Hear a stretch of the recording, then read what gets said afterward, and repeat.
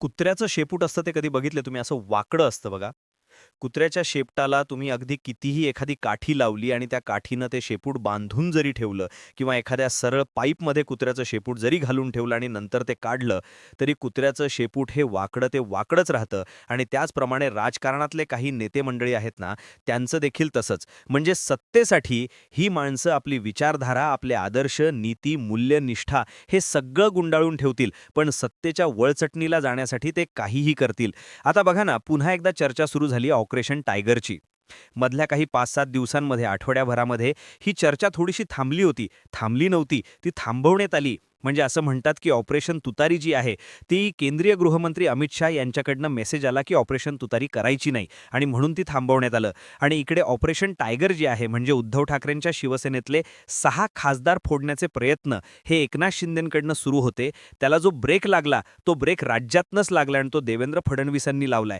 याच्यातलं एक राजकारण खूप वेगळं आहे. म्हणजे सध्या देवेंद्र फडणवीस आणि एकनाथ शिंदे यांच्यामध्ये आपल्याला माहिती आता तर ती दरी वाढत चाललेली आहे आणि फडणवीस किंवा फडणवीसांच्या जवळ येण्याचा कोण प्रयत्न करते तर अर्थात उद्धव ठाकरेंची शिवसेना असो, तो भाग वेगळा आहे. पण एकनाथ शिंदेंची शिवसेनेचं ऑपरेशन टायगर हे पुन्हा सुरू करा हा आदेश कुठनं आलाय, तर हा वर्ण म्हणजे अमित शहांकडनं आलाय असं बोललं जातंय.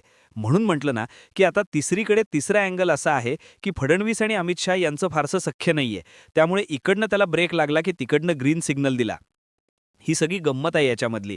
पण चर्चा काय तर ऑपरेशन टायगर पुन्हा सुरू होतंय आणि पुन्हा खासदार म्हणजे उद्धव ठाकरेंच्या शिवसेनेतले खासदार हे एकनाथ शिंदेंच्या शिवसेनेमध्ये येणार अशी चर्चा आता कालपासून पुन्हा एकदा सुरू झालेली आहे. अर्थात त्याला कारणं काय घडलेली आहेत, कारण 2-3 गोष्टी आहे. म्हणजे मधल्या काळात जेव्हा ही चर्चा सुरू झाली, एकनाथ शिंदे दिल्लीला गेले, मग त्यांनी खासदारांची बैठक घेतली. अर्थात त्यांच्या पण यामध्ये जे खासदार इच्छुक आहेत एकनाथ शिंदे यांच्याबरोबर यायला, त्यांच्याशीही भेटीगाठी झालेल्या आहेत.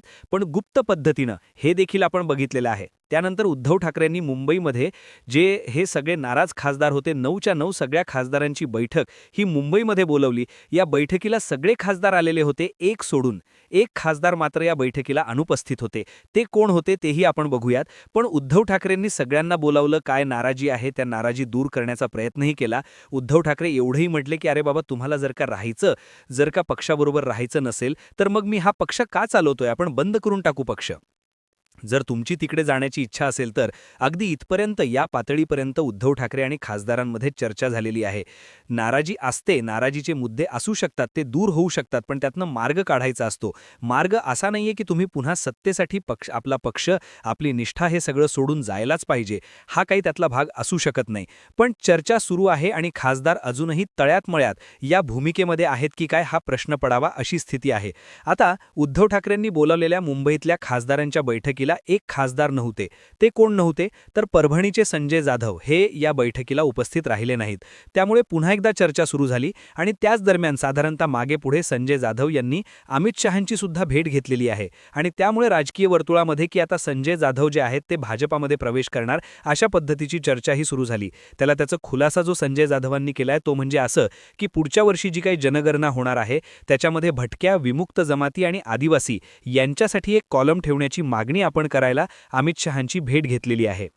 हा खुलासा त्यांनी केलेला आहे. पण हा खुलासा जरी केलेला असला तरी त्यातनं काही समाधान होणं अपेक्षित नाहीये आणि असं काही नसतं. एक लक्षात घ्या, अशा भेटी ज्या होतात त्याला कारणं येऊन काहीही दिली जातात, पण त्या भेटींमध्ये जे काही घडत असतं, दडलेलं असतं, ते काही वेगळंच असतं. आता पुन्हा असं झालेलं आहे की एकनाथ शिंदेंच्या शिवसेनेचे जे एक खासदार आहेत आणि ते मंत्री आहेत अर्थात प्रतापराव जाधव.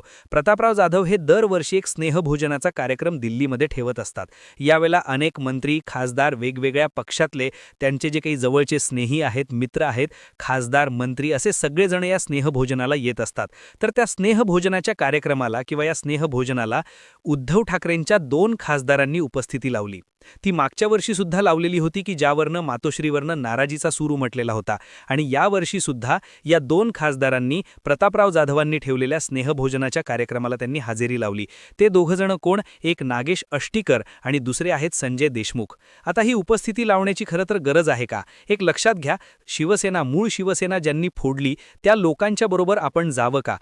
बरं आपण जाण्याने जर का आपले पक्षप्रमुख दुखावले जाणार असतील, आपल्या पक्षातले आपले पदाधिकारी, नेते, कार्यकर्ते हे दुखावले जाणार असतील, तर ही कृती परत एकदा करण्याची गरज आहे का?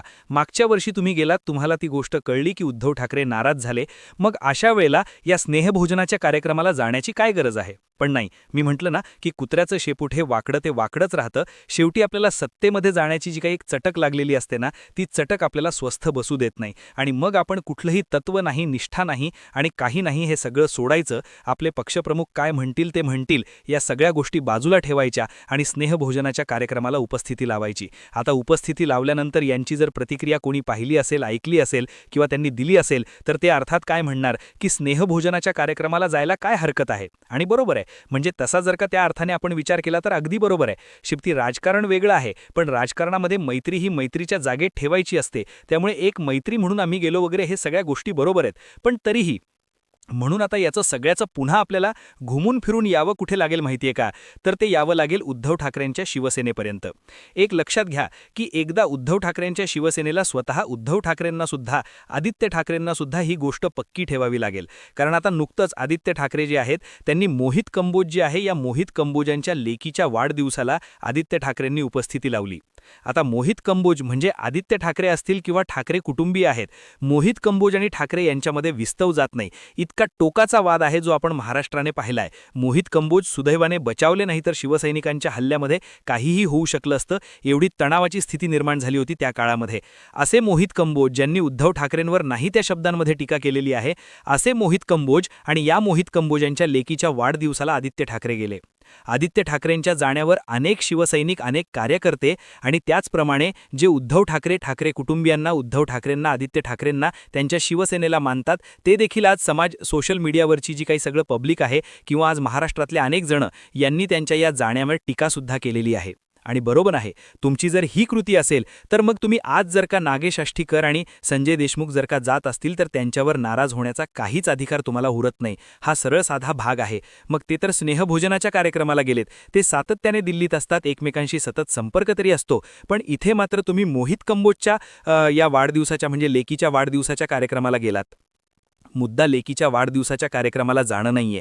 मुद्दा हा आहे की एकदा एक तर ठरवावं लागेल की आपल्याला, कारण एकीकडे संजय राऊत भाजप असेल किंवा भाजपचे नेते असतील यांच्यावर पातळी सोडून टीका करतायत आणि दुसरीकडे तुम्ही जर का अशा पद्धतीची कृती करत असाल तर मग कार्यकर्ता जो आहे, पदाधिकारी जो आहे, तो संभ्रमावस्थेत जातो की नेमकं करायचं काय. उद्या या खासदारांना जरी विचारलं तरी खासदार काय म्हणतील की आदित्य ठाकरे नव्हते का गेले मोहित कंबोज यांच्या मुलीच्या वाढदिवसाच्या निमित्तानं, मग आम्ही इथं स्नेहभोजनाला आलो म्हणून बिघडलं काय? आणि मग त्याला कोणीच उत्तर देऊ शकत नाही. आपणही त्याच्यावर काही बोलू शकत नाही आणि उद्धव ठाकरेंच्या शिवसेनेतनंही यावर कोणीही बोलू शकत नाही, कोणीही नाराजी व्यक्त करू शकत नाही. पण शेवटी मुद्दा कुठे येऊन थांबतोय? तर मुद्दा एकदा येऊन थांबतोय तो म्हणजे ऑपरेशन टायगर या माध्यमातून सुरू होत आहे का पुन्हा? कारण एकूण 6 खासदार आहेत, जे 6 खासदार उद्धव ठाकरेंच्या एकूण कार्यप्रणालीवर, शिवसेनेवर त्यांची नाराजी आहे, आदित्य ठाकरेंच्या नेतृत्वावर त्यांची नाराजी आहे आणि ती नाराजी घेऊन मग काहींची निधीला घेऊन नाराजी आहे, म्हणजे निधी मिळत नाही म्हणून वगैरे, आणि काहींना आता सत्तेशिवाय राहायचं नाहीये. कारण आम्ही राहिलो आत्तापर्यंत 5-5, 7-7 वर्ष आम्ही सत्तेशिवाय राहिलेलो आहोत. आता आम्हाला सत्तेबरोबर जायचंय, कारण सत्तेबरोबर नवर नाही गेलो तर मग आमच्या मतदारसंघामध्ये आम्हाला विकास कामं करता येत नाहीत, आम्हाला निधी येत नाही म्हणावा तसा. त्यामुळे सत्तेबरोबर जाणं हेच गरजेचं आहे, असं म्हणत आज उद्धव ठाकरेंच्या शिवसेनेतले 6 खासदार हे अक्षरशः उंबरठ्यावर उभे आहेत. ते कधीही उडी मारू शकतात एकनाथ शिंदेंच्या शिवसेनेकडे. आणि त्यामुळे पुन्हा ही चर्चा रंगलेली आहे की ऑपरेशन टायगर सुरू झालंय.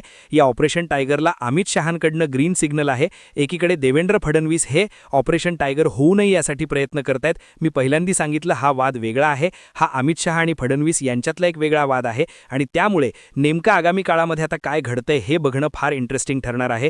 तुर्तास आपण हीच प्रार्थना करूयात की म्हणजे फोडाफोडीचं राजकारण जे काही महाराष्ट्र आत्तापर्यंत बघत आलंय, याच्या पुढच्या काळामध्ये अशा पद्धतीचं फोडाफोडीचं राजकारण होऊ नये. कारण राजकारणाचा एकूणच स्तर जो आहे तो खालावत चाललेला आहे. आता याच्या पुढच्या काळात तरी महाराष्ट्राला चांगल्या एका सरकारची म्हणूयात, चांगल्या पक्षाच्या नेतृत्वाची म्हणूयात आणि चांगली विकास कामं होण्याची गरज आहे. या पद्धतीनं कोण कुठे चाललाय, या पक्षातनं त्या पक्षात चाललाय, याच्यावरून जनतेचा विश्वास जो आहे, हा जनतेचा विश्वास या राजकारण्यांवरचा उडायला लागेल. एकूणच आम्ही तुम्हाला का मतदान करायचं असे प्रश्नसुद्धा आगामी काळामध्ये लोक विचारू लागतील. त्यामुळे ऑपरेशन टायगर पुढच्या काळात काय होतंय हे बघणं फार इंटरेस्टिंग ठरेल.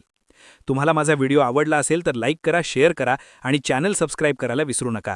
तुमच्या कमेंट देखील तुम्ही कमेंट बॉक्समध्ये